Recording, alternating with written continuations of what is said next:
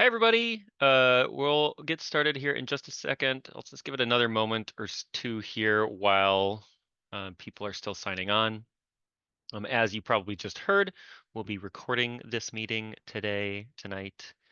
I'll get my screen set up and we'll get going here in just a moment.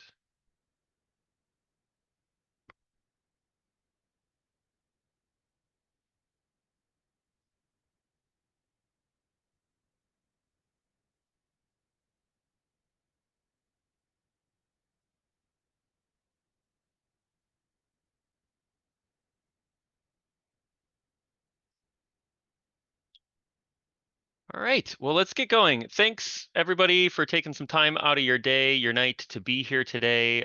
Tonight, we are going to talk a little bit about our cumulative impacts analysis rules and where we are in the draft rule concepts.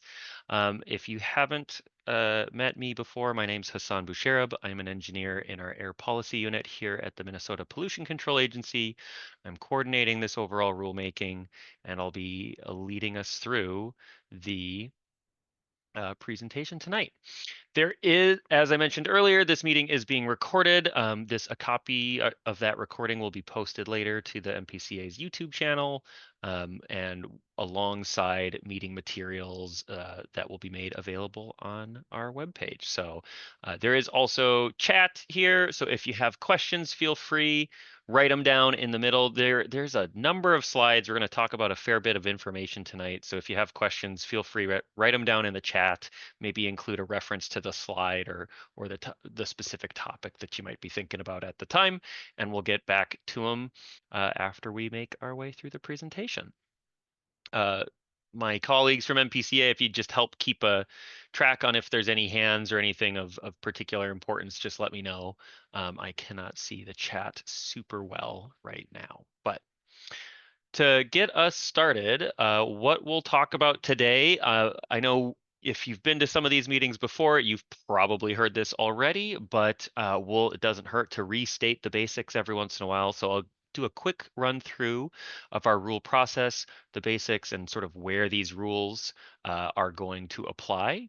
And then we'll make our way through about 6 large areas for the draft rule concepts. So we'll cover when is a cumulative impacts analysis required, what does it include, what does the community benefit agreement process and contents look like, tribal considerations, so how might tribes and tribal considerations in particular be involved as part of these rules. We'll talk a little bit about public participation, being public meetings and public comments and all things related to that. And then we'll talk a little bit about some of the miscellaneous changes to existing rule language that we think might be needed. And we'll not go through them exhaustively, but we'll talk about those and some examples. That all being said, just as a reminder, we are still in the development stage of this rule making process. What we're doing tonight is sharing these preliminary concepts. This is not final in any sense, right? These are preliminary. They may or may not occur. We're sort of sharing with you where we are today, but know that these can and will change as we continue moving forward towards the eventual formal public notice for the rules.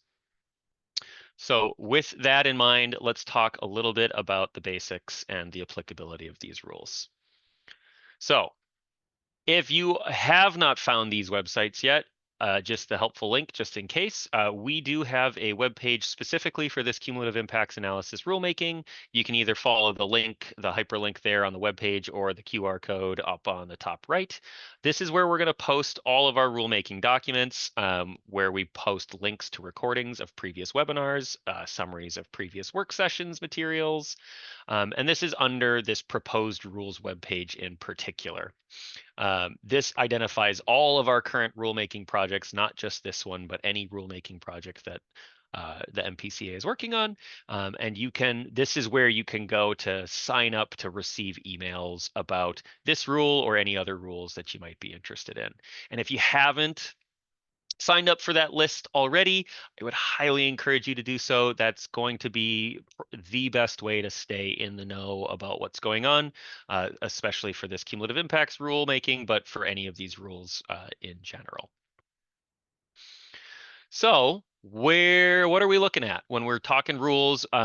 This is an administrative process. There's a bunch of steps, and what I wanted to summarize here for you is really just where like some of these bigger steps, and particularly the lighter blue areas are where there is opportunities for public participation. So this rule all got started with a request for comments that had a comment period associated with it just a little over 2 years ago. Um, we've been doing meetings like this, several informational and public meetings, whether those were webinars like we're doing tonight or work sessions like some of you may have joined us over the last several years or the last 2 years.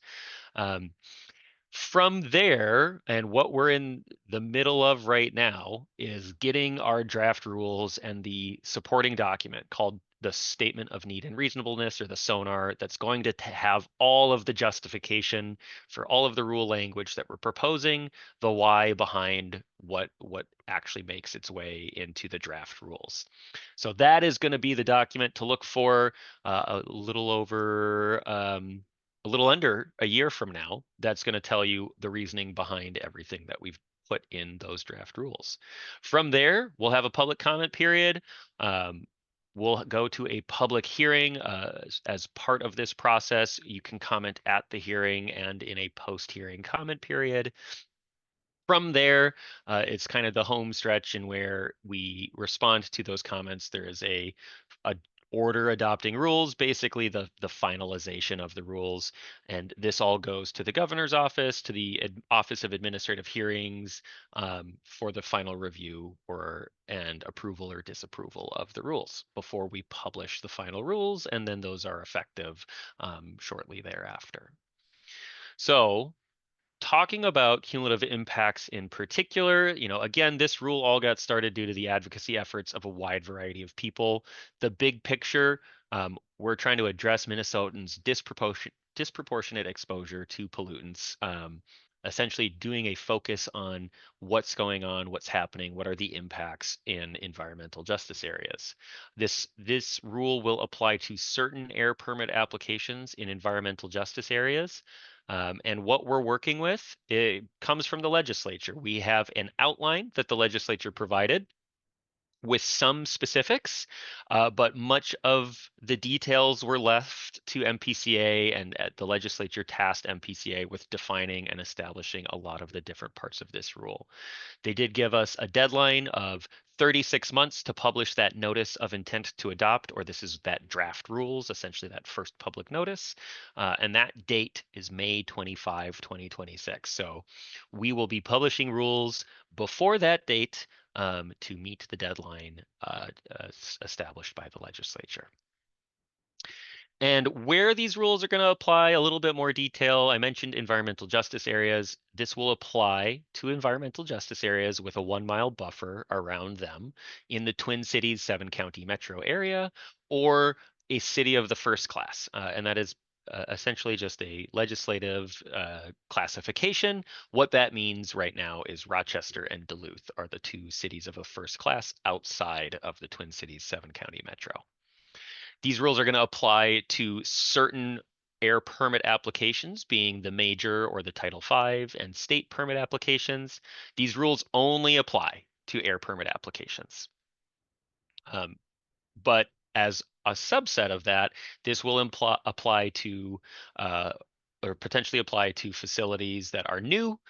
Somebody is building a new facility and doing a facility expansion. Maybe there's a change or something happening at a facility. They're adding on new things, making new things, or when reissuing a permit for an existing facility. We have expiring permits here in Minnesota that generally expire every 5 years. Again, we do have a list of which facilities we think are at least meeting these general criteria, this geographic location and the certain permit type. That list is available on our MPCA website. You can, again, click that link to follow it, or go to that webpage that Alexa, I think, posted in the chat earlier to find it. And if you're wondering what this looks like across Minnesota, these are where the environmental justice areas are. The Minnesota legislature provided this definition. Generally, there's one of 4 criteria could mean that any particular census tract meets the definition and is considered an environmental justice area. 3 of these are sort of demographic criteria, looking at the percentage of people or households that are either people of color, below a certain income level, or have limited English proficiency. And then the 4th criteria is where that census tract is located within the Indian country, and that's sort of identified as the purple areas in the map to the left. So taking a little closer look at the Twin Cities, this is what the Twin Cities 7-county metro looks like for environmental justice areas, including that 1-mile buffer. And when we look at Duluth and Rochester, this is generally what that looks like as well. So we've covered the basics. We've gone through the applicability. Let's start talking about when this cumulative impacts analysis will be required. You might have heard us talk about in previous circumstances, benchmarks, petitions. We're going to sort of cover all of these different parts to help ask or answer this question of when an analysis is required. Before we do that, real quick, I'm not going to read these out for you, but they're just helpful. There's more definitions than just these 2 in the statutory language for this rule. However, these 2 are 2 I wanted to emphasize as we're going to be talking about cumulative impacts a lot and environmental stressors a lot in these coming slides. So when we say cumulative impacts, the definition in the statutory language looks at not just air pollution. Yes, we are limited to looking at air facilities that need air permits, but cumulative impacts goes beyond just air pollution. So certainly looking at air, water, and land pollution, as well as it's not just what's happening today, it's what's happening in the past with that levels of past and current pollution. Environmental stressors, these are not just sort of environmental considerations or environmental effects or things like pollution. It does include that, but it's other factors that make people susceptible to harm from exposure to pollutants. So this can include a whole bunch of things that you can see the legislature put into the language for us to consider, but it includes things like effects on health, social and environmental factors, and a number of other factors. So now when we start to think about who needs to do a cumulative impacts analysis, we've talked about this in the past, and I think this is helpful to kind of think about this. In the statutory language, there are sort of 2 pathways. We have the mandatory pathway. This is where the facility is above benchmarks that we establish in rule, or the MPCA determines that issuing the permit may substantially impact the environment and health. And I have this underlined here just to draw your attention here. We'll talk a little bit more about this in a slide or 2. And then we have the discretionary side as well. So this is where either MPCA determines an analysis is necessary and it's supported by material evidence, or we receive a petition that provides material evidence that demonstrates there's a potential adverse cumulative impact. And so here's where you can start to see these definitions are helping guide what we are thinking about here. Cumulative impact, we have a specific definition for that. So we're going to spend a little time thinking about what would we look at? What would be material evidence? And I point out these things and these 2 bullets under the mandatory and discretionary side of this pathway for a couple of reasons. The benchmarks are going to be something that are, we have these in rule. This helps us answer, do we need to do a cumulative impacts analysis? But we certainly can't describe every possible scenario, and we need to be able to account for sort of the unique circumstances that happen depending on the location, depending on what a facility is proposing to do, or the new facility that's being proposed, or what's going on there. So these couple of areas help us account for those unique circumstances, and we'll talk a little bit about what that looks like. But the important thing here is not that this is a determination that there is substantial impacts to the environment or health, or there are or there are adverse cumulative impacts. This is just looking at, is there the potential for that to happen? Is there the possibility for that to happen? And how do we consider that? So when we think about this initial assessment, who needs to do this analysis? Any facility that meets the applicability requirements, so it's in the geographic area, it's the correct permit type, will have to evaluate if they need to do a cumulative impacts analysis. So this will be a look at the benchmarks. It'll be looking at the impacts to the environment and health. And now what this looks like might be different depending on the type of permit application, right? We're looking at modified facilities, expansions, reissuances. In some cases, we think there's going to be some information that's consistent, that's evaluated across all of these different permit types. So we'll look at those environmental stressors. We'll look at the facility and how they impact those stressors. We'll look at things like proximity to vulnerable groups. So, if the facility is nearby someplace like a school or a daycare or a nursing home, places where people who are generally more susceptible or more vulnerable to the impacts of pollution might be. Things for like new facilities or facility expansions. We might look at what other regulatory programs does that permit, does that expansion, new facility, new or expansion have to go through? Are they subject to something like environmental review, or are they subject to a different regulatory program that is generally associated with larger projects, or not necessarily larger, but potentially more impactful projects? So just a sense of helping. Really what this assessment is trying to do, and what we're trying to do with the rules here, is really help figure out where do we want to focus efforts. Because we know we can't do this every time, and we are tasked with defining by the legislature what are the criteria that suggest this is required. This is really our sort of look at trying to figure out how do we decide where the impact is, or where there's a sort of more reason to take a critical look and have a facility go through this CI analysis. And while that's the case, don't forget, we still have that discretion to require a CI analysis. So we're trying to take our best shot at figuring out what are the 9 times out of 10 or so that we want to look at this, and also be able to account for those unique circumstances where it's maybe not entirely addressed by the way we have it in rule, but we still have the ability to include that if we need to. So real quick, we won't spend too much time looking at these, but if you were curious, when we talk environmental stressors, we've spent a number of meetings and time talking with folks about this already. Where we are so far is 25 different environmental stressors that span pollution. You can see sort of air, land, and water pollution, and transportation pollution, and things like social factors and neighborhood environment, and public health.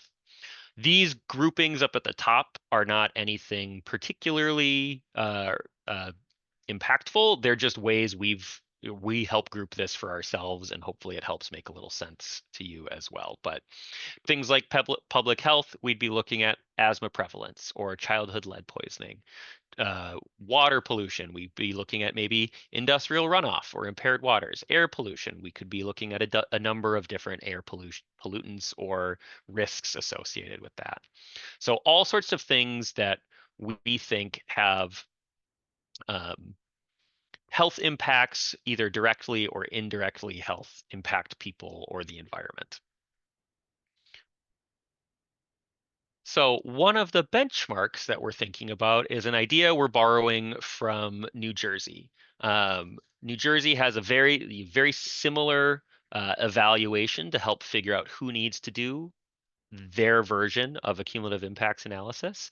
And what this looks like, and what we're thinking about here for Minnesota, is comparing these environmental stressors, what's going on in the environmental justice area, and doing that comparison to a county and a statewide median, excluding EJ areas. So what this means is we're going to look at what's happening in EJ areas in the state, and then how does that fare to the areas of the state or the areas of the county that aren't EJ areas? So how do you get a little bit, how do you get that little bit of distinction between people that live and reside in an environmental justice area versus not? So what this would look like is we'll look at each of these stressors, we'll compare that data, and we'll do a comparison potentially to look at what's the median, what's the middle experience, the 50th percentile in that particular census tract. Those stressors that are above the median are tallied and totaled, and if the total count of those above the median, we'll compare that to the same value for the county or the statewide median. So on average, or we'd look at, for the county, the median value of stressors that are over that median is 10. And this particular census tract is at 13 over the median. Then at the bottom here, this is where we start doing that comparison. We would say an analysis would be required if the total count for the census tract is above the county or the statewide median, allowing us to sort of think about, maybe Hennepin County has a little bit different experience than St. Louis County, and we'll also compare to Minnesota just to see how does the average Minnesotan experience the impacts of pollution across the state.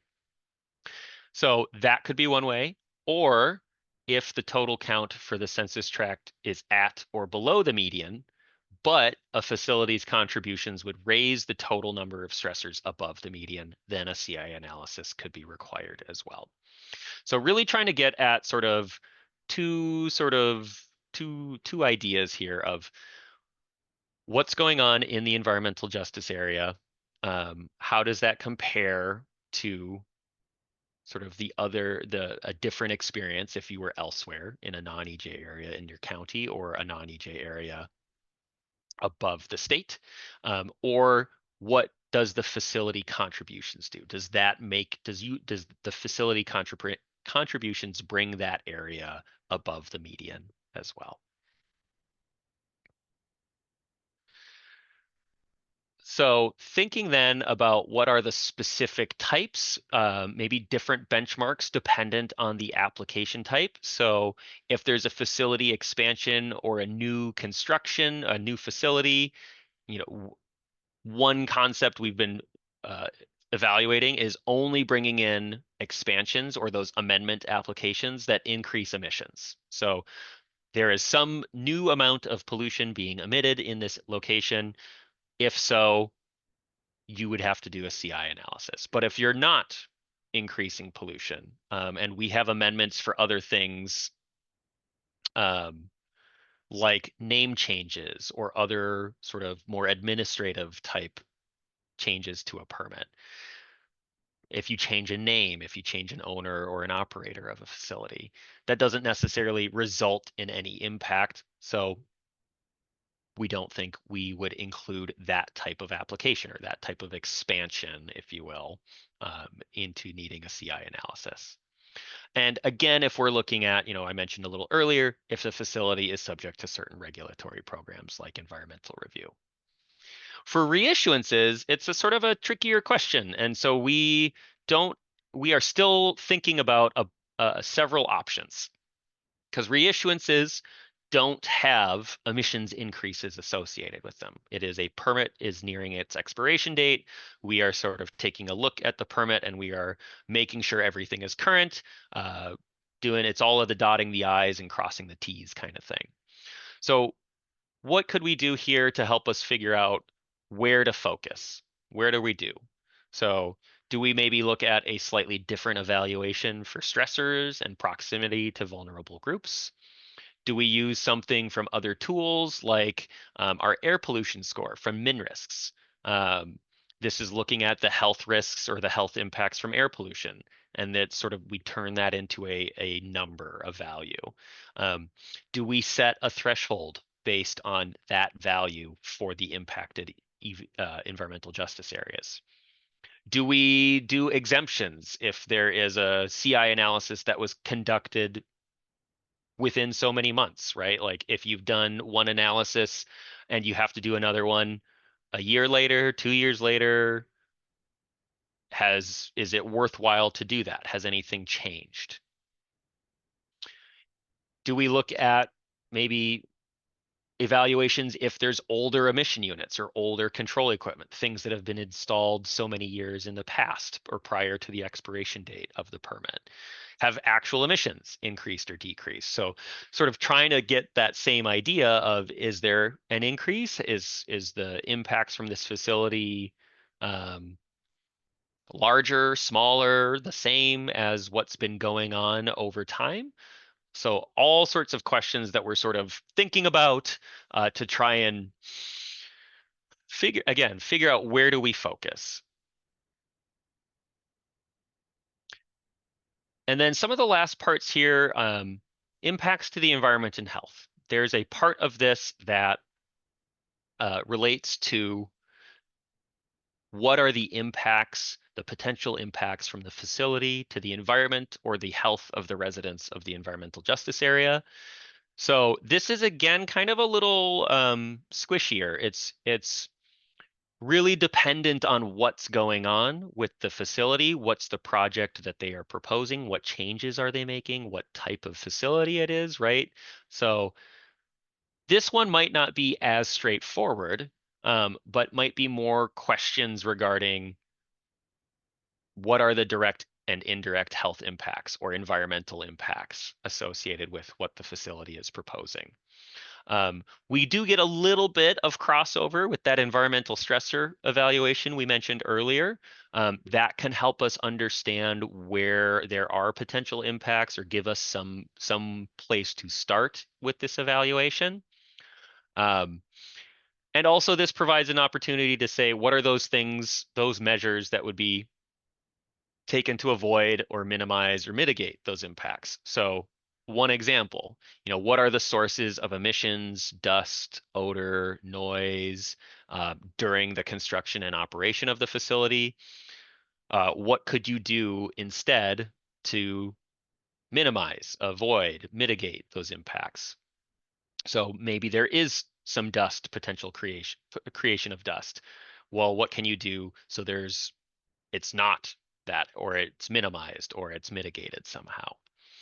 Um, but then there's other things to understand what, not just the facility, but what's going on in the area where this is happening, right? So what's the municipal or the neighborhood setting? What do the traffic or vehicle related aspects? What's the land use in the area? What's the topography? What's the water? Are there any nearby historic structures? Are there traditional, cultural, or sacred locations or resources? So there's a whole, this is kind of like I mentioned, a little squishier than just, are you increasing emissions or are you decreasing emissions? To try and get at, again, we know this is going to be really dependent on what the facility is doing, what is happening in the area where the facility is located. Last but not least, a little bit here on answering who needs to do a CI analysis or when is a CI analysis required. Let's talk a little bit about the petition process and material evidence. Generally, and we've talked about this previously in previous meetings, but we're still thinking we're going to follow that same process. We do have under different rules.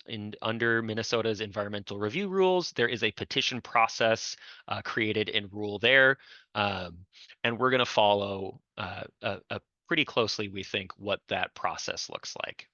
So a couple things that I wanted to highlight from there is this does allow petitions to be submitted at any time. And it doesn't have a definition for what material evidence is. But there is criteria for whoever the reviewing agency is in environmental review for how they decide when to grant that petition. In that case, who needs to do environmental review? In this case, who needs to do a cumulative impacts analysis? So what we are we're going to borrow from that concept and think about material evidence. Again, this is part of both pathways. This is for a petition as well as if the MPCA thinks there is a need to do a cumulative impacts analysis. And what we're going to be looking for, and I think my mic, can you hear me? If I get a thumbs up or a yes from somebody, I think, Yes. okay, perfect. What we're looking for material evidence is help us see the link between the information that's provided and that potential adverse cumulative impact, right? So how does the information how does the information help support that there's a need to do this cumulative impacts analysis? And alongside the rule language, we're going to be developing forms to accompany that to make this easier for people to understand what to include and how to make these links between the information included and the potential adverse cumulative impact. So I did get the chat up and I see a couple of questions that I'll just address here before we move on to the next section. It looks like there's a suggestion to maybe think about location proximity to something like a grocery store. Evan asks, so the degree above the median doesn't matter? That's a really good question. That's something we're thinking about potentially. It could be the median. It could be, if you're particularly high, if you're, near the top of the impact, of the severity of the impact, does that make a difference? Let us know what you think. If you have any brilliant ideas, we're all ears, because this is one we're sort of thinking about. Sasha asks, what methodology would be used to determine if a facility would raise the stressors to above the median?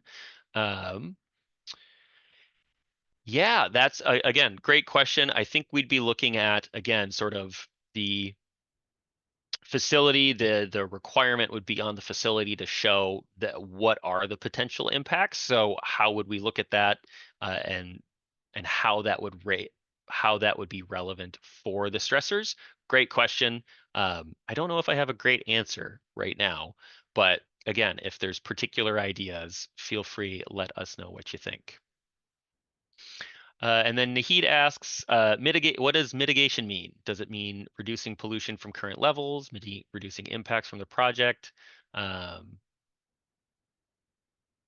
reducing impacts, but the end result is worse than current levels? A project should not make current levels worse, and mitigation should not be treated as a positive move if it results in a worse level of pollution from current levels.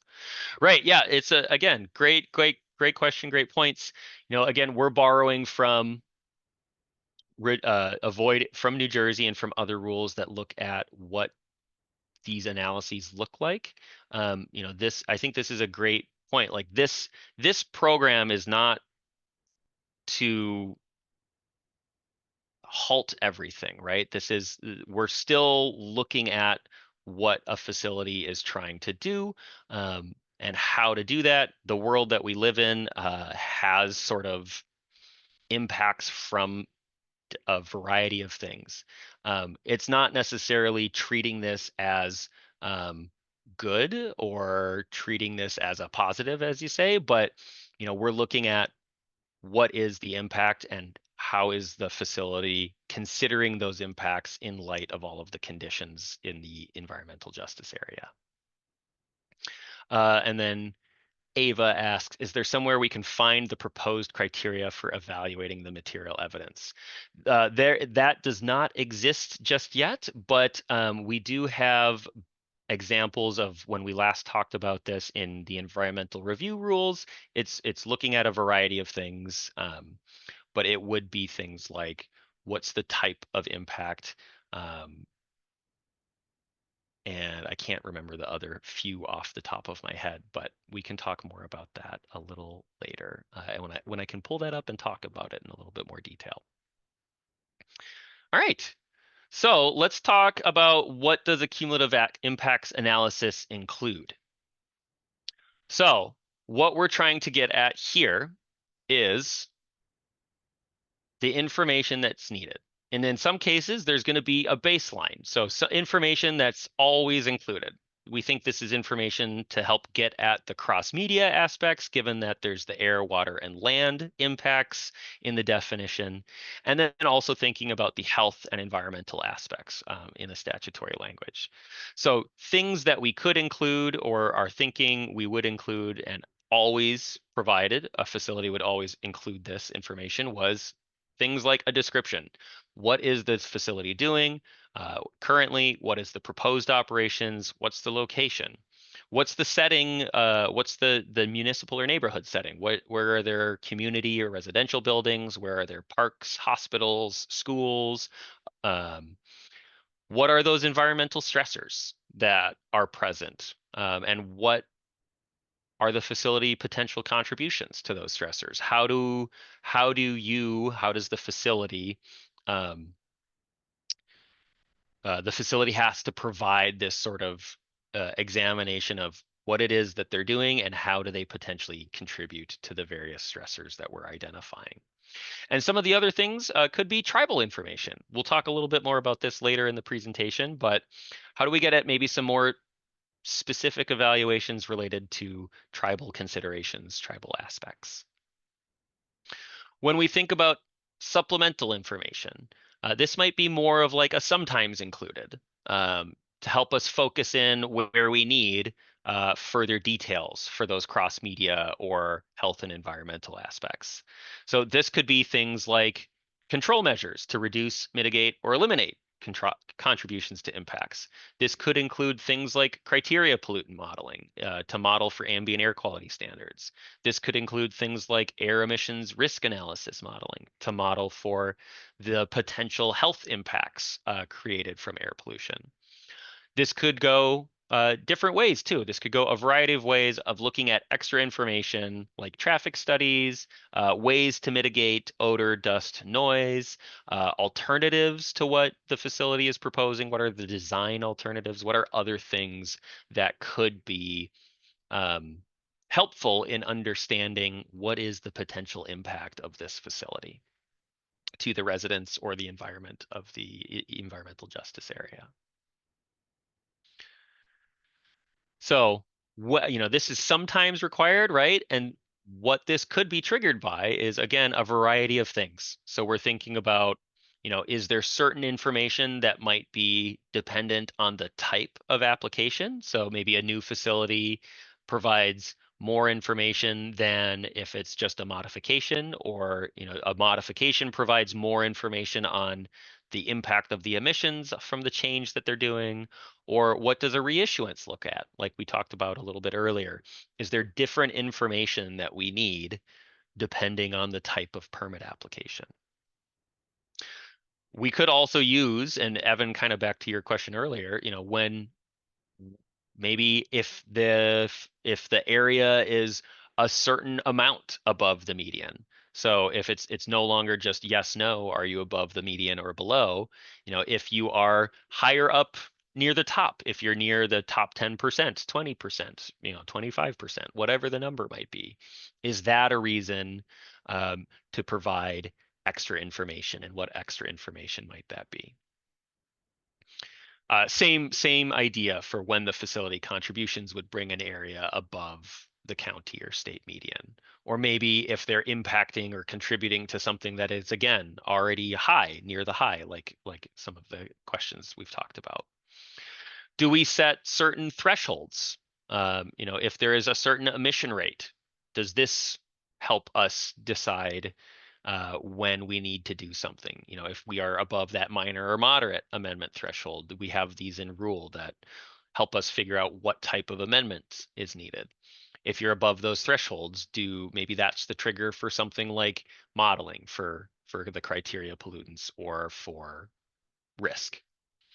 And then we could also look at other certain thresholds, like we have some information out there about when to model for air permits. We have a risk assessment screening spreadsheet. So do we use other screening tools, sort of screening level analyses, to help us figure out when some of this extra information is needed? And then we've done the analysis, so now thinking about how do we look at that? It's not just an analysis. We're trying to decide what happens. How does that inform the decision whether or not to issue a permit? And this is one area where the legislature left us, MPCA, to create a variety of details. We need to define those conditions, criteria, or circumstances that establish an environmental or health impact as a substantial adverse impact. And the presence of those helps inform the decision whether to issue or deny a permit. And if there are substantial adverse impacts, that can lead to a community benefit agreement. So in thinking about this, that decision of if there is substantial adverse impacts, there's a handful of things that are sort of under contemplation. So we have to think about what are all of the comments that have been submitted and the responses that the facility has provided to those comments throughout the process. What are the stressors that are present in the area?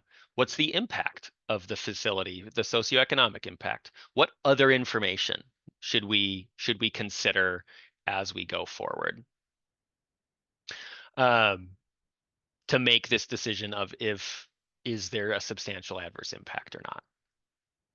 So some of those things that we're thinking about in particular is, when we're looking at the facility impacts, what that evaluation would consider. That would look at the impacts to environment and health of the residents of an area, certainly. We'd be evaluating that baseline and supplemental information that's contained within that cumulative impacts analysis. We'd be looking at each environmental stressor and the facility's contributions to those stressors. And as we're looking at all of this information, some of these are going to be sort of number-based. Like we'll have a quantitative, a number-based value that we can potentially use as a comparison point. But we're not necessarily going to have that. So where we have a sort of something like a health or a risk threshold, or those types of numerical thresholds exist, seems reasonable to use those as a comparison point. But for the other circumstances, do we look at something like a percentile or other reference value? So is this area, or is the impact of issuing this permit, is this going to have a particularly large or a substantial adverse impact on the area? So as we keep going through that, one way we're thinking about it is similar to sort of the benchmarks that we contemplated earlier for who needs to do an analysis. But it would be things like, there is a substantial adverse impact if the facility's contributions bring stressors above that reference value or the median value or maybe a percentile value, that bring the total stressors above the county or statewide median, or impact stressors that already exceed that median or maybe a different percentile in an area already above the median. So these kind of help us identify like where is this a big impact based on existing reference values, existing data that we know there exists impacts, but also trying to think about, is this an impact because of the unique circumstances of where this facility is located and the impacts that are already being experienced by the facility. And one of the concepts we're borrowing here from New Jersey is, it is the responsibility of the facility to demonstrate that they don't cause a substantial adverse impact. Otherwise, the presumption is that issuing the permit would have a substantial adverse impact. So this is very much sort of the facility needs to provide enough information to support the case that this isn't a substantial adverse impact, or else the presumption is that there is one. So one thing that we might do, that we're thinking about putting in rule, is if there is this potential for a substantial adverse impact, building into the process that a facility would analyze and propose feasible control measures to avoid or minimize the impact. And from that point, they could reevaluate. A facility could look, is there still this substantial adverse, is there still this substantial adverse impact after that control measure analysis? So, to some of the questions earlier, right? Like if the facility can avoid the contributions entirely, that's great. I think that would be the preference in most cases. Then there is no substantial adverse impact, and as a result, there's no need for a community benefit agreement. But if they can't avoid the contributions, or then there would still be that adverse impact, and there would still be a need for a community benefit agreement. And what this all comes down to is sort of a final review and decision on whether MPCA would issue this permit, considering is there a substantial adverse impact. So we'd be considering all that information that was provided in the cumulative impacts analysis. We'd be looking at those environmental stressors that are present in the area. We'd be looking at testimony that's presented by residents, by commenters during public meetings. We'd be looking at comments and responses. We'd be looking at the socioeconomic impact of the facility. And again, any other information deemed relevant, because we know we need to be able to account for those unique considerations that are dependent on the location and the impacts from the facility. And then if there is, throughout all of this, from any part of the cumulative impacts analysis, there could be potential requirements to include conditions on construction or operation of the facility based on the technical evaluations, right? So again, if the facility went through and did that control measure analysis to avoid the substantial adverse impact, that would be a requirement of the permit moving forward. So I'll take a quick pause here. I think I've seen a few questions come through. Let's see. Nahid mentions a few slides ago, you had the map of environmental justice areas and the characteristics for determining them. A project I'm following recently presented the EJ map for the Brooklyn Park and Brooklyn Center areas of the proposed MnDOT Highway 254 I-94 project. It analyzed the characteristics almost block by block to show that there are areas within that don't fit the EJ criteria, almost to show that not all of the area should be considered an EJ area. And it seemed as if it was trying to show that EJ considerations don't need to be considered. Are you able to address this kind of move to atomize parts of an area to identify some areas within them that don't fit EJ criteria and argue for not implementing EJ considerations in cities that are not just above 40%, but are 60% BIPOC, lower income and working class on average? I think so, Nahid. I think, I'm not exactly sure what happened in this specific instance that you mentioned, but we're looking at this of what's the impact here in the area, the applicability, sort of look at where is the areas, is the facility in or within one of those census tracts within a mile of an EJ area, then they need to do the CI analysis. If I'm understanding correctly, I think it wouldn't be appropriate to then look at that and say, actually where these impacts are not, in a smaller portion of where this is. The definition that is in the statute is it's a census tract. It's not a portion of the census tract. A census tract is considered EJ if this is the case. Feel free, if you're looking at something different, to clarify. If I didn't quite get at the question you were thinking about. And then you also asked, can supposed jobs provided by a facility that will have an adverse impact on health for the community be considered a community benefit when said jobs don't provide health insurance or limited health insurance for work and their family? And what about the rest of the community who live in the area who don't get any of the jobs but are exposed to the pollution and don't have health insurance? And then Josefina adds, especially with the healthcare benefits recently being repealed, great point. And Nahid adding, also many of the jobs are not taken by area residents, but people living outside the area, i.e. promise of jobs is not promise of jobs to area residents. Yeah, great questions and a great segue. We will talk, we're just about to talk about community benefit agreements that will hopefully get at that question. But one part in particular is considering not just the socioeconomic benefits, so not just the jobs sort of idea. So let's, I think one last question Rachel asked, is it possible that by using the median methodology that new businesses or increased productions might be concentrated in communities or counties that are already at high levels in comparison to the rest of the state? That new businesses or increased productions.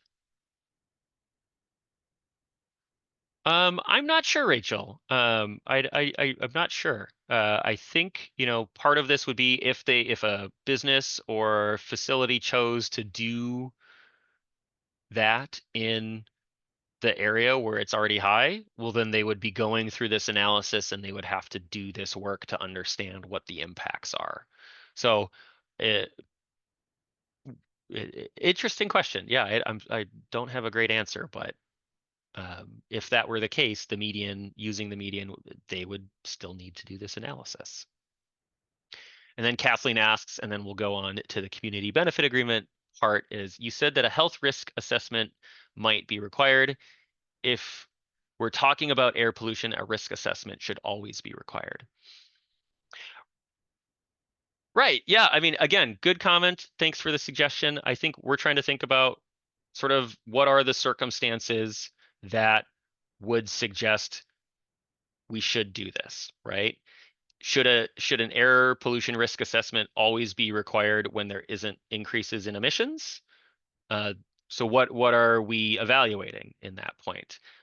So yeah, again, not to it's a reasonable task, and we're also trying to think about how do we manage this that it's doable and able to make it our way through the process, and not just for MPCA, but how do we make sure we are right sizing this to something that we can accomplish with the resources that we have available.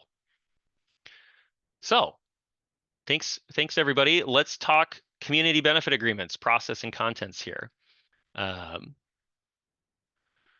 So part of this, perfect. Part of this will include when you have done a cumulative impacts analysis and we've determined that there is a substantial adverse impact,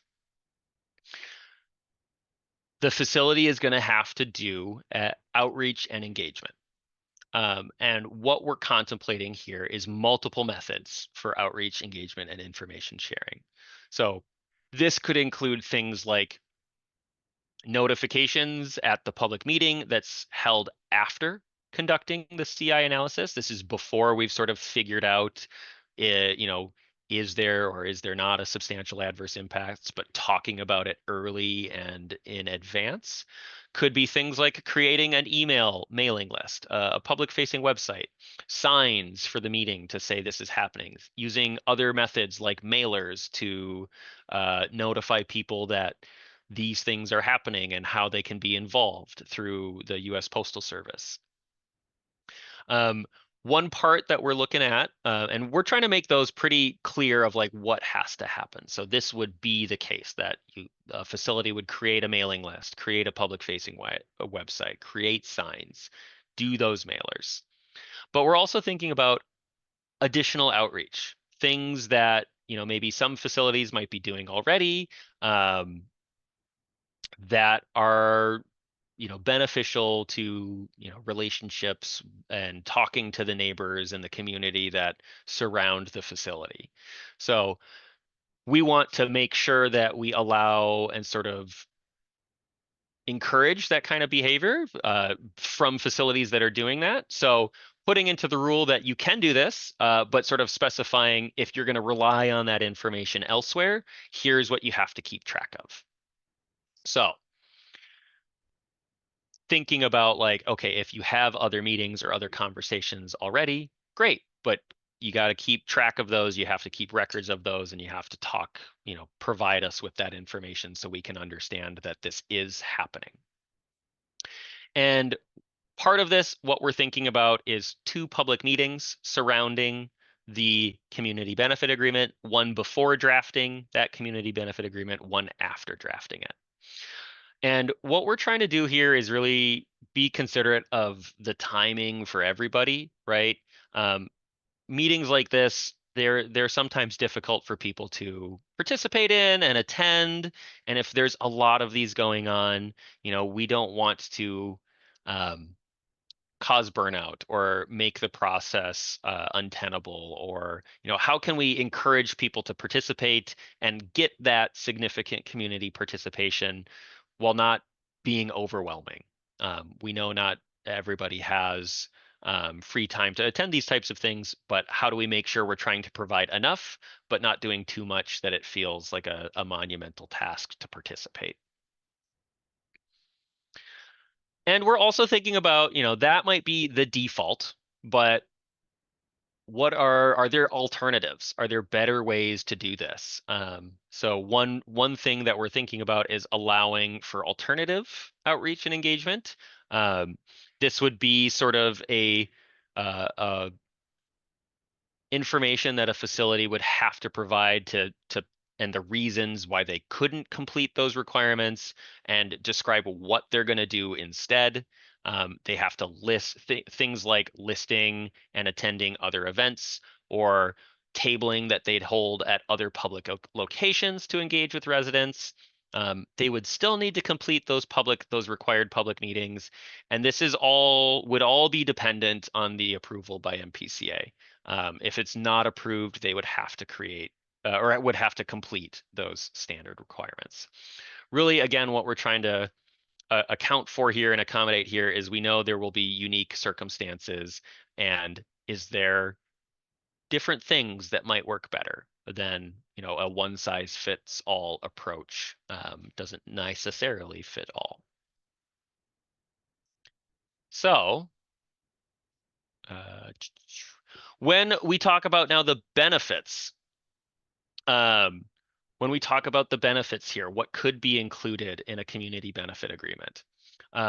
Reminder, this is, a facility would first be examining measures to avoid that substantial adverse impact.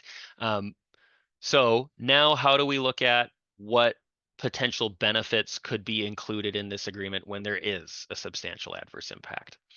So we aren't describing necessarily exact things like here is, your a la carte menu of the benefits that you could choose from, but instead we're thinking more about what are those categories of benefits. And this would be other than or in addition to the economic benefits. So this would be, Nahid, back to your question about jobs.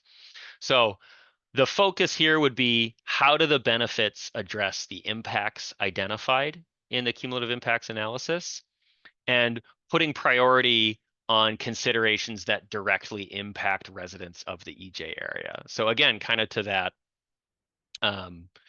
that question you raised, Nahid, of do the jobs, are they for people in that area or are they not? Well, if they're in the area, great. That is a potential benefit. If they're outside, maybe not, right? And then thinking about beyond this, what are various measures? What feasible offsite measures, but within the area, could be done to either reduce those stressors that are present in the area that the facility contributes to, reduce the stressors in the area that the facility doesn't contribute to, or provide or improve, an environmental or health benefit in the area as well. And when we're thinking about the other contents, like what else is included in this agreement, in this community benefit agreement? So certainly benefits are one part, but what else do we need to sort of identify in that agreement? So things that we're talking about and we've talked about previously are the description of the facility, what are the impacts, positive and negative, of the project, what are the benefits that community members have identified support through comments and outreach and engagement efforts. What are the impacts of the benefits? So not just the impacts of the facilities, but what would this benefit do? What are those the impacts of the benefits that were included, that were considered? What are the positive and negative aspects there? Is this a direct benefit, sort of an indirect? Is it a cumulative thing? Does it build up over time? Sort of helping understand what.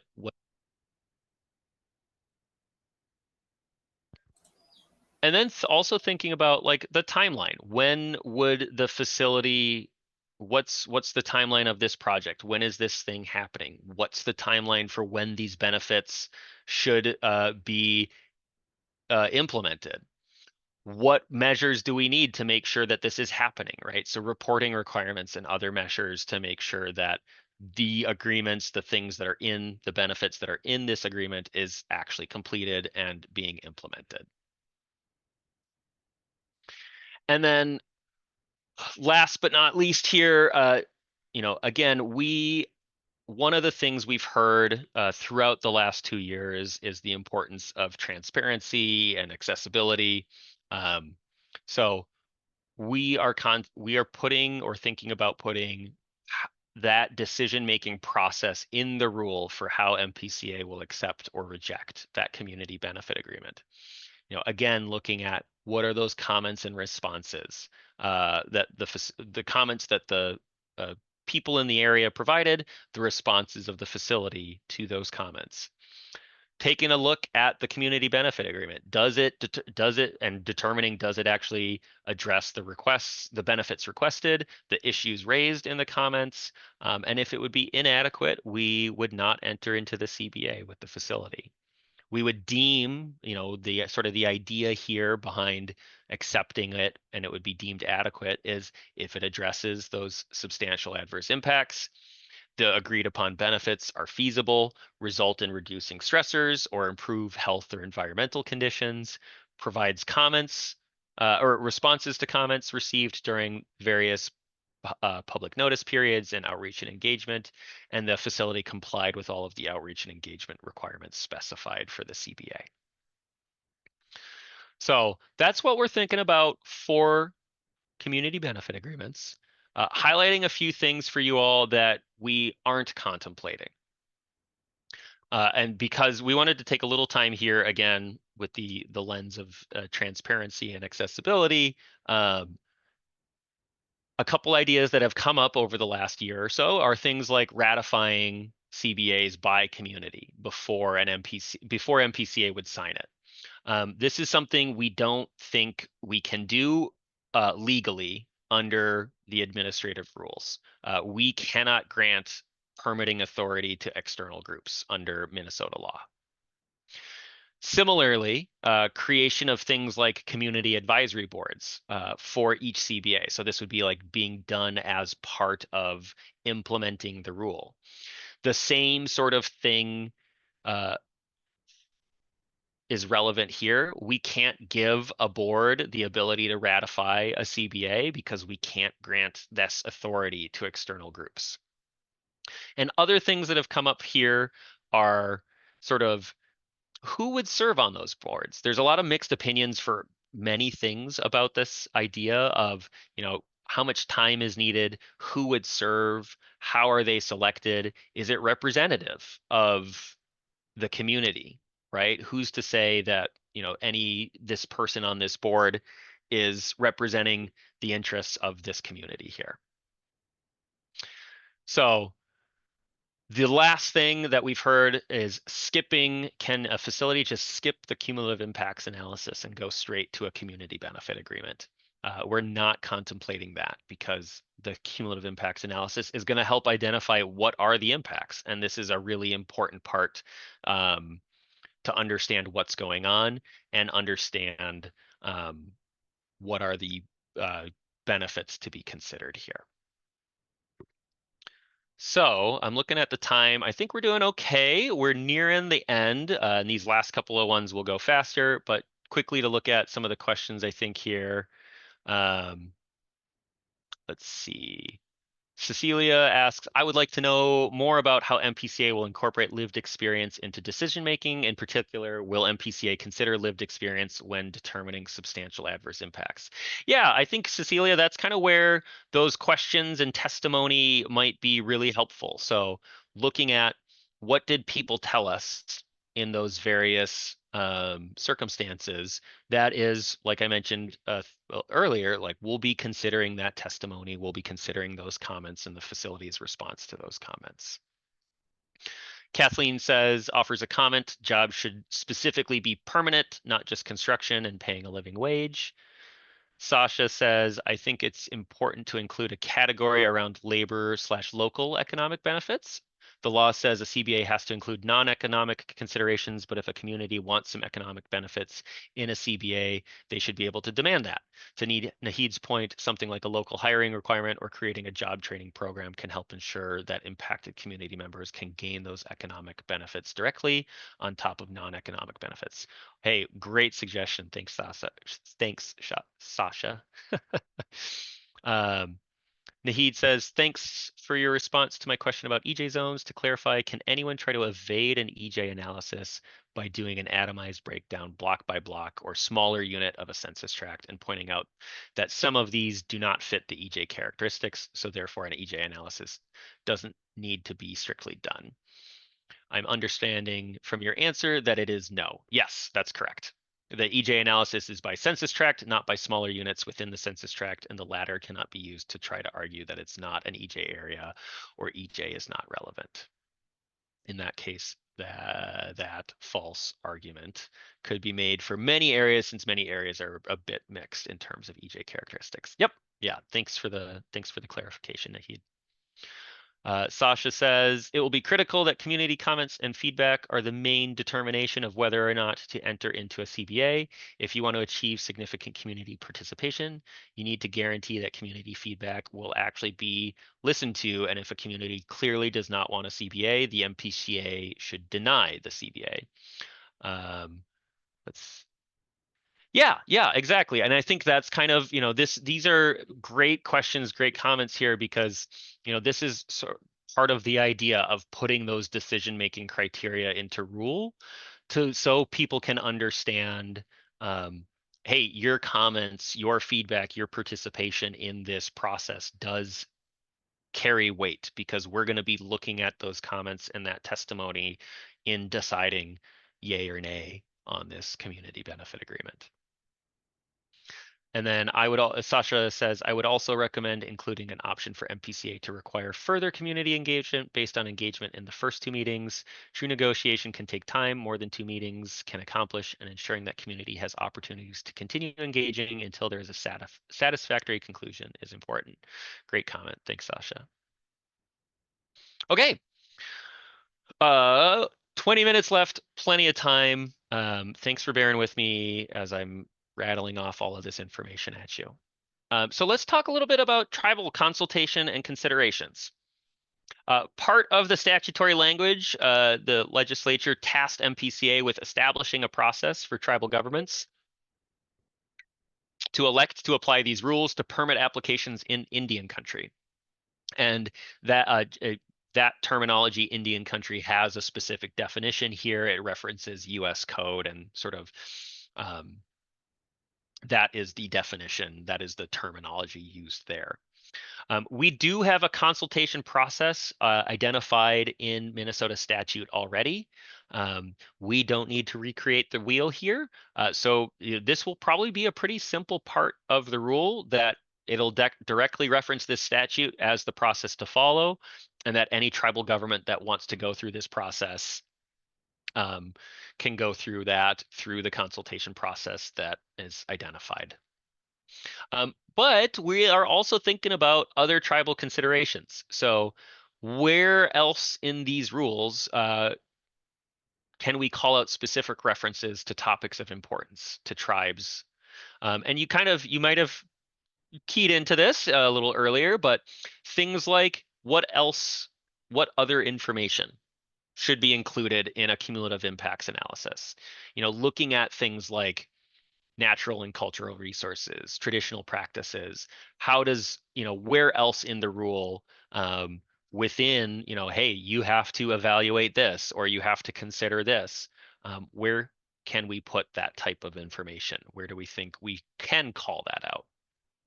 And where we're thinking about that is, this is unique again, so there might be some methods, or we'll have to do identify those methods to collect information, since this is going to be really, again, dependent on the location, the interests, concerns, and perspectives of the tribe that's there or that is nearby, or where, they might have um, hunting, fishing, gathering rights. There might be other cultural resources, things like, um, easy ones, wild rice, other things like that that might be of particular importance, right? Sage, wild rice, other things. So maybe as part of the CI analysis, we look at evaluating natural and cultural resources like plants and wildlife, changes to water, other uses. We evaluate things like that could impact traditional practices like wildlife populations and the habitat for hunting, fishing, and gathering. Potentially including things like evaluating impacts to areas of significance, access to those areas for hunting, fishing, gathering, for um, other rights or things like that. Traditional or historic areas, sacred locations, cultural locations, habitats for important resources. Again, kind of wild rice, other locations where where certain things of importance to the tribe, to the particular tribe, might exist. And then really building into that, um, there's invitations to tribes to participate in public meetings, site visits, maybe sharing early drafts of information with the tribe that's interested, things like that to help build in this particular consideration for tribes in Minnesota. Let's talk a little bit about public participation. This is probably one of one of the areas of the statute where the legislature was most specific. You might have seen this graphic earlier, but you can see there's a little bit more that they already defined for us. And so what we are talking about here is more detail where the statutory language doesn't specify those requirements already. And again, like the big picture here, and folks are hitting on this in the comments in the chat box as well, is how do we really try and think about timing, concerns for timing on all sides here? How to for people to participate, how to make this process manageable, how to avoid burnout and make this workable. But to give you more specific examples, we have to have public meetings under the statutory language, but MPCA was tasked with coming up with the methods for holding those public meetings. So things we're thinking about are, holding the facility has to hold that meeting in a public space. Providing a virtual option for those who can't attend in person, and it has to be within the impacted EJ area or areas. Holding this meeting in the middle of the comment period so people have a chance to still understand what's going on and hear from the facility. Maybe that influences the comments that the person would make. Trying to accommodate, and so like especially here, all of these timing considerations. How do we make this workable for people? We know not everybody has a day job. Some people work nights. Some people work different hours. Is it helpful to have this meeting have a sort of defined start time? We've thought about, do we have the start between 5 and 7:30 p.m.? For accessibility, how do providing translation services or materials upon request. So if there is somebody who is a Spanish language speaker or a different language speaker, how do we make sure that they're able to participate in these meetings as well? And then certainly having these meetings be recorded, transcribed, or having a designated note taker to help make sure what's being talked about at these meetings is able to be recorded and able to be provided to inform later parts of the decision process. So some things could be requirements that are across all meetings, like providing simple summaries to make sure it's accessible, that people can understand what's happening, um, making sure people understand where we are in the process, where the facility is, how they can stay informed, things like how earlier comments influenced what came afterwards, right? So maybe this is a third meeting down the line. How did the comments from the last meeting, how did that change or inform what's being talked about or what was done with those comments? And then using a bunch of different methods to provide public notice. We know not everybody checks websites. Maybe we do a website, social media, mailers, signs. Are there other methods that you might also like to see here? And then thinking about, are there unique requirements to each potential public meeting? So where we are right now is contemplating up to 4 of these meetings, 2 around the cumulative impacts analysis, 2 around the community benefit agreement. So when we think about these meetings surrounding the CI analysis, um, making sure at that first meeting you're talking about the facility. What's the setting of the neighborhood? What are those stressors that are present? How does the facility contribute to them? What does the facility need to include in the CI analysis? What are they going to look at? And then at that second meeting, kind of makes sense. Hey, make sure you're talking about the results of the analysis. What's the technical work that was done? What does this mean? Are there potential substantial adverse impacts that might lead to more work here? And similarly, for the CBA meetings, for that first meeting held before the CVA, what are those substantial adverse impacts? What's the input that people have? What are the potential benefits to consider based on the people in the area? What would they like to see? What's the plan for outreach to residents of the area? What's the facility going to do to try and do the outreach and engagement necessary to draft a CBA? And then after drafting that, share the draft. What went into it? What were the comments? What was the outreach and engagement efforts? Are there any revisions now that we're seeing what this looks like? What sort of comments and questions do people have before MPCA reviews and decides on that CBA? And then last but not least, handling public comments. So again, still doing that, specifying where we need more detail. How do we accommodate those concerns for timing, again, to make it manageable, but putting more detail about how a facility has to accept comments, how a facility has to respond to comments, and when comments have to be accepted.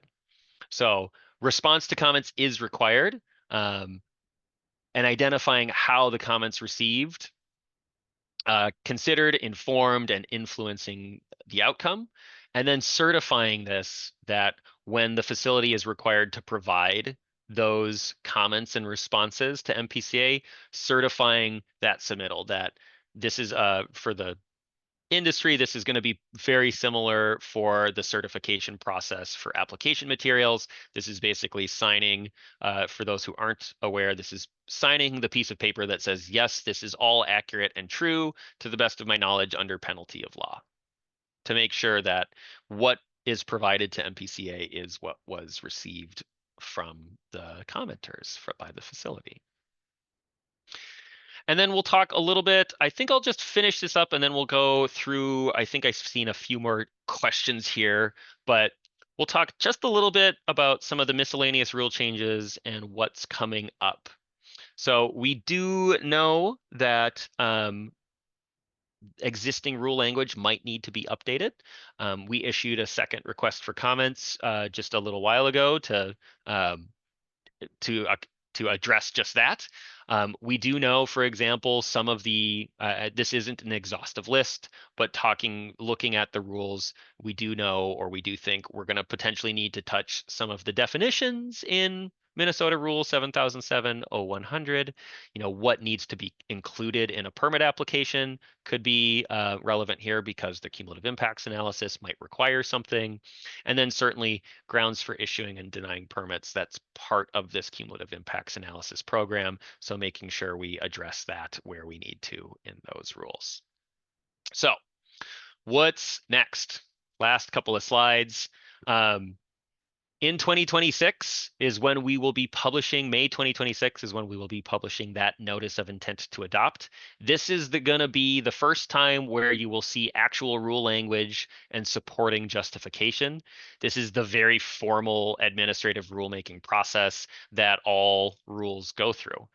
We'll publish this notice in the state register, which starts the public notice and comment period. This will also be available on our website and other places, but publishing it in the state register is part of the process. We'll be planning for a public hearing. This is going to be a very formal, again, where we present the materials for the rule to an administrative law judge or an ALJ. They will be reviewing our work and will determine if the rules are approvable or not. And then keeping all of this in mind, both this public notice and the public hearing could lead to changes between what we publish in May and what's in the final version of the rules. So if you want to talk more details, or you or your community are interested in engagement, you can either contact myself, Hassan, or you can contact Alexa. We have a couple suggestions of, if you want to talk, please let us know what you'd like to talk about and the general time frame. And then if there's an event, please make sure you're including the details for your event and who we should contact there. Last but not least, if you haven't heard enough of MPCA tonight, you can get another little bit tomorrow if you want to talk more about the air toxics regulations rule. That's going on tomorrow night from 6 to 7. So you can find the Zoom meeting there, or this is also posted on the rule webpage. So that's all we got.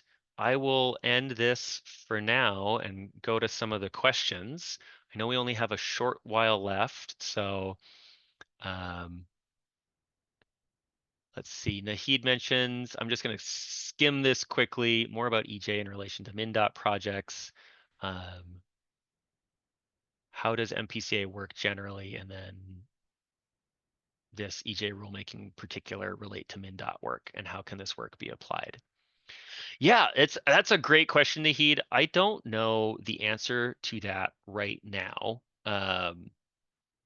but we can try and circle back and see if we can find something and get back to you about that one. Nahid also asked, are the comments we enter, do they become part of the public record, and also the answers? Yeah, that's kind of the part of the process with certifying those, is to making sure, one, we have them, and two, that would be part of the decision-making process throughout the CI analysis rule, or throughout the CI analysis process. So that's it. And there's a thank you in the chat. No, thank you. Thank you to everybody who's taken some time out of their evening to be here today. I see Kathleen, you're on camera and you have your hand up. Thanks for being patient. What's your question or comment? I have a really quick question. So for the initial assessment and the evaluation of the stressors and comparing it to the county and statewide stressors, that would be done by MPCA, correct? Yes, that would be in sort of this tool that we're looking at that we're going to have available, so anybody can go and click on, hey, I live in this location. What's the stressors look like for this location? And but if a cumulative impacts assessment is needed, then the company or the applicant for the air permit has to do that. And I think most companies are not going to have expertise, so they're probably going to have to. It'll be full employment for consultants, I think. Sure. No, for that one in particular, we're hoping that's pretty. We're trying to design that tool to be pretty easy, so that a facility, for example, could go click and find the location that they are. They could find all of the census tracts that are within a mile, and they can click a button that says, is this area, above the median or not? And I need to do a CI analysis or not. So that part we're hoping to be pretty straightforward, to make that sort of question of yes or no, do I need to do an analysis, pretty straightforward under that circumstance. And it's some of the squishier stuff that will do exactly what you reference, where there will need to be a little bit more technical writing and critical thinking to figure out what's being proposed and what can we do to decide, or what's being proposed, and does that rise to the level of needing a cumulative impacts analysis? Good question. Thank you. Ava asks in the chat, are there specific criteria for what percentage of the public must be aware of and understand the proposal and have the means and time to oppose it before a decision is finalized? For example, if you surveyed people at a local grocery store and none knew about the proposal, would that trigger additional outreach, or would officials consider the community engagement complete simply because the basic procedural steps were followed? Is community engagement measured based on steps taken or based on outcomes? That is such a good question, Ava, and especially if you have ideas here, this is something that we're thinking about exactly. And I think this meeting is a great example, right? I don't know exactly how many people we had on the meeting at the most, but it certainly wasn't like maybe 20, 25 at the very most, I think. 25 people out of the 5 to 6 million people in Minnesota is not a significant percentage, right? So it is it's a really good question that we're hoping, I think, with the steps that we put in the rule that say, this is what we think needs to be done to do at least our best understanding of how to do outreach and engagement. Nobody can force anybody to participate, but trying to put those guardrails in to figure out, this is, I think, a good effort. And we're certainly open to suggestions on what you think a good effort should look like. 38 at peak. Thanks, Kathleen. Yeah, and thank you, Ava. Yeah, Nahid, we'll leave this open for a little bit. We do have 1 minute left, so if anybody has a burning question or comment, the floor is yours.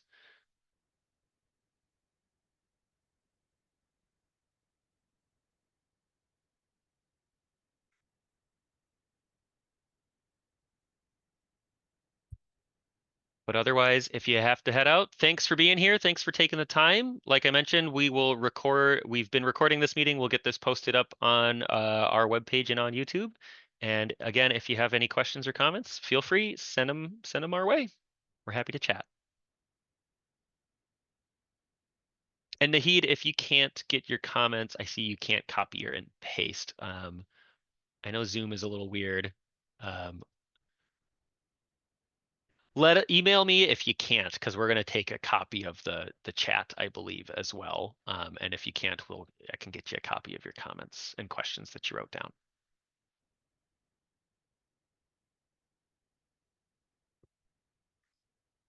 All right. Well, it's 7:30. Let's call it a night there. Thanks again, everybody, and we'll talk to you next time.